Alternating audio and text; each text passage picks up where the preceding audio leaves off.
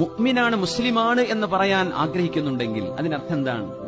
അല്ലാഹു അല്ലാതെ ആരാധനക്കർഹനായിട്ട് ആരുമില്ല. ഇത് എവിടെ നമ്മൾ കോംപ്രമൈസ് ചെയ്യുന്നുണ്ടോ നമ്മൾ ഇസ്ലാം എന്ന് ഓർത്താം. നമ്മൾ സെക്യുലർ ആയിരിക്കാം, നമ്മൾ അങ്ങനെ മോഡേൺ ആയിരിക്കാം, നമ്മൾ അങ്ങനെയൊക്കെ ആവാൻ പറ്റും, മുസ്ലിം ആവാൻ പറ്റില്ല. ആഘോഷങ്ങളാകട്ടെ, എന്ത് പരിപാടികളാകട്ടെ, ഒരു മുഅ്മിനായ മനുഷ്യന്റെ അഖീദയെ നിങ്ങൾ അടിയറ വെച്ചിട്ടുണ്ടോ, ഇസ്ലാമിന്റെ ദായിറയിൽ നിന്ന് പുറത്തു പോകും. അത്രേ ഉള്ളൂ. അത് കുഴപ്പമില്ലാത്തൊരു പോയിക്കോട്ടെ, അത് ഞങ്ങൾക്ക് പ്രശ്നമല്ല, ഞങ്ങൾ അത്രേ മതത്തെ കാണുന്നുള്ളൂ, ഞങ്ങൾക്ക് അത്രേ ഇസ്ലാം ഉള്ളൂ എന്ന് പറയുന്നവർ അങ്ങനെ ചെയ്തോട്ടെ, കുഴപ്പമില്ല. അത് അവരായി, അവരുടെ പാടായി. പക്ഷെ പാടുള്ളതല്ല. ഞാര് ചെയ്താലും അത് അവർ ചെയ്തല്ലോ ഇവർ ചെയ്തല്ലോ അത് ദീനിൽ തെളിവല്ല. ദീനിൽ തെളിവ് പരിശുദ്ധ ഹബീബും പരിശുദ്ധ ഖുർആനും അഇമ്മത്തുൽ അർബഅ പഠിപ്പിച്ചു തന്ന ഫിഖഹിന്റെ ഉലമാഉമ അവർ പറഞ്ഞോ എങ്കിൽ നമ്മൾ സ്വീകരിക്കും.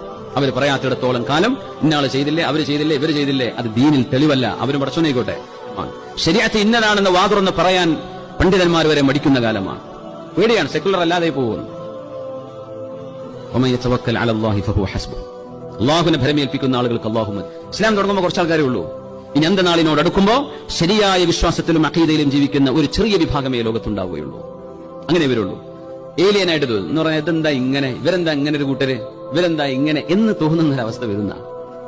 പക്ഷേ തൂബാലിൽ ഖുറബാ, ആ ന്യൂനപക്ഷത്തിനാണ് സർവമാന നന്മകളും എന്ന് പുണ്യ നബി സല്ലല്ലാഹു അലൈഹി വസല്ലം